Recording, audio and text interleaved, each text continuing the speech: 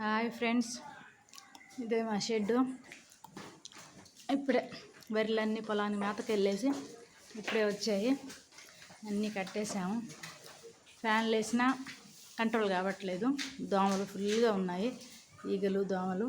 అందుకే పొగ కూడా వేసాము. కొద్దిగా పొగ వల్ల కొద్దిగా కంట్రోల్ అవుతాయి ఈగలు దోమలు అయితే. ఇప్పుడే అన్ని ఇంటికి వచ్చాయి, కట్టేసి కొద్దిగా పొగ వేసాము. ఈ పొగ వల్ల కొద్దిగా దోమలన్నీ వెళ్ళిపోతాయి, బయటికి వెళ్ళిపోతాయి షెడ్లోంచి.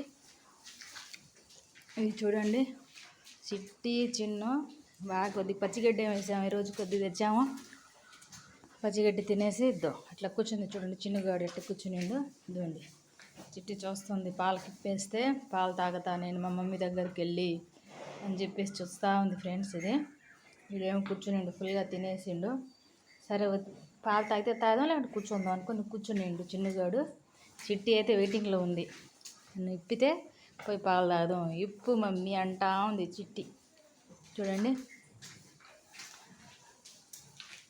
దాన్ని చిన్నుగాడు వాళ్ళ మమ్మీ చూస్తూ ఉంది, పాలు తీసేయండి అని చెప్పేసి. ఇప్పుడు చూడండి ఫ్రెండ్స్, ఇద్దరు సక్కు ఫ్రెండ్స్. దీని పేరు సక్కు.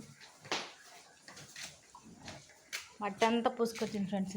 బాగా పొలంలో ఫుల్గా మట్టి పూసుకొచ్చింది. ఇప్పుడు కడిగేదానికి కూడా లేదు. ఇది బర్కత్ బి ఫ్రెండ్స్. ఇది మనం చెప్పాయి కదా బర్కత్ బి. ఇది ఈరోజు కొద్దిగా మేత ఏం మేయలేదంట, పొలానికి వెళ్తుంది. ఇది డైలీ మేతకి, ఇంటి దగ్గర ఉండదు. ఈరోజు ఏ మేత మేయలేదు. ఈరోజు అయితే దీనికి బిడ్డ పుట్టే అవకాశం ఉంది ఫ్రెండ్స్. ఈరోజు నైట్ అయినా రేపు మార్నింగ్ అయినా దీనికి ఇదైతే ఇంతుంది, బిడ్డని ఇంతుంది. మెత్తగా ఉంది చూడండి. మెత్తగా ఏం తినలా, కొద్దిగా ఊరికి అట్లా తింటా ఉంది ఫ్రెండ్స్. ఇది వచ్చి పండు ఫ్రెండ్స్. దీని పేరు పండు. ఇదైతే మా దగ్గరే పుట్టి పెరిగింది. దీనికి కరెక్ట్గా 3 years ఫ్రెండ్. ఇదైతే పుట్టంగానే దీనికి నాటుకోడి గుడ్డు పగలగొట్టి నోట్లో వేసి తాపిచ్చేసాము. కాబట్టి దీనికి ఎటువంటి హెల్త్ ప్రాబ్లమ్స్ ఏమి ఇప్పుడు దాకా అయితే రాలేదు.